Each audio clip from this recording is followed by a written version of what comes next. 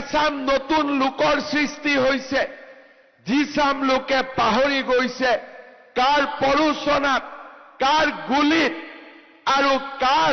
দমনমূলক নীতিৰ বাবে 800তকৈও অধিক যুৱকে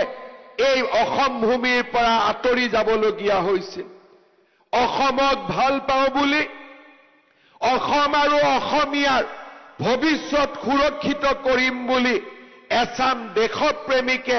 আজিও আমি দেখা পাওঁ সেই অসম আন্দোলনৰ শ্বহীদসকলৰ হত্যাকাৰী কংগ্ৰেছ দলৰ ওচৰত নিলজ্জভাৱে আত্মসমৰ্পণ কৰিছে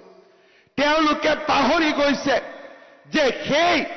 ইন্দিৰা গান্ধীৰ নিৰ্দেশতেই আজি আমাৰ অসমৰ পৰা 800জন শ্বহীদক অসমীয়াৰ বুকুৰ মাজৰ পৰা কাঢ়ি লোৱা হৈছিল আজি তেওঁলোকে পাহৰি গৈছে যে সেই কংগ্ৰেছ দলৰ কাৰণেই আজি প্ৰতিটো দিনাই অসমীয়াই নিজৰ অধিকাৰ হেৰুৱাইছে আজি অসমৰ 12খনতকৈও অধিক জিলাত আমি সংখ্যালঘুত পৰিণত হৈছোঁ আজি মই সেইসকল দেশপ্ৰেমিকক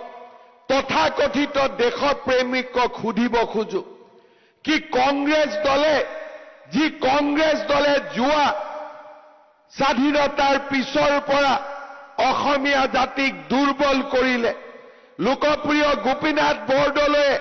যি আধাৰ নিৰ্মাণ কৰিছিলে সেই আধাৰক মখীমূৰ কৰি পেলালে আজি সেই দলক শক্তিশালী কৰি আমি কাক দুৰ্বল কৰিব খুজিছো আমি আমাৰ নিজৰ জাতিটোক দুৰ্বল কৰিব খুজিছো আমি আমাৰ নিজৰ সমাজখনক দুৰ্বল কৰিব খুজিছো আৰু অসম আন্দোলনৰ সেই ঐতিহাসিক ত্যাগ আৰু ঐতিহাসিক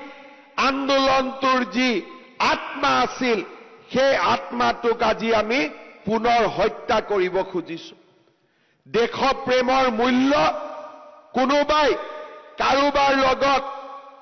বুজাবুজি কৰি চৰকাৰ গঠনতে শেষ হৈ নাযায় চৰকাৰ গঠন কৰাৰ পিছতো মানুহে সাহসেৰে সৈতে অসমৰ শত্ৰুৰ বিৰুদ্ধে যুঁজিব লাগিব অসমৰ শত্ৰুৰ বিৰুদ্ধে যুঁজি এই জাতিটোক আমি যিমান দিনলৈ পাৰো সুৰক্ষিত কৰি ৰাখিব লাগিব আৰু সেয়েহে হাজাৰ সমালোচনাৰ পিছতো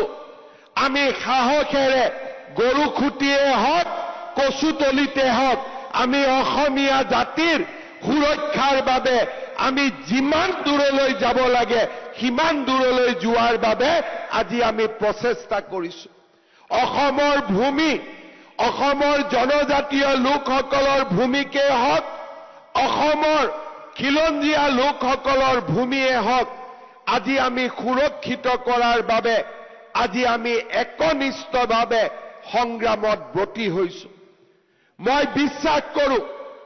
আমাৰ অসমীয়া জাতিটোৱে যুঁজি আমি জীয়াই থাকিব লাগিব আমাৰ চাৰিওফালৰ পৰিৱেশ সুৰক্ষিত নহয় এচাম লোকে সেইসকল লোকৰ লগতে বন্ধুত্ব পতাৰ কথা কয় এচাম লোকে সেইসকল লোকৰ লগতে মিতিৰালি পতাৰ কথা কয় কিন্তু সেইসকল লোকক মই আজি আকৌ এবাৰ ক'ব বিচাৰিছো শ্বহীদ খৰ্গেশ্বৰ তালুকদাৰ শ্বহীদ ভূপেন ডেকাৰ তেজে আমাক সদায় প্ৰেৰণা দিব সেইসকল লোকৰ বিৰুদ্ধে আমি যুঁজিম আৰু যুঁজি অসমীয়া জাতিয়ে জিকিব আজি নহয় কালি অসমীয়া জাতিয়ে আকৌ এবাৰ জিকিব তাক মই সেইসকল লোকৰ প্ৰতি মই সকীয়াই দিব খুজিছো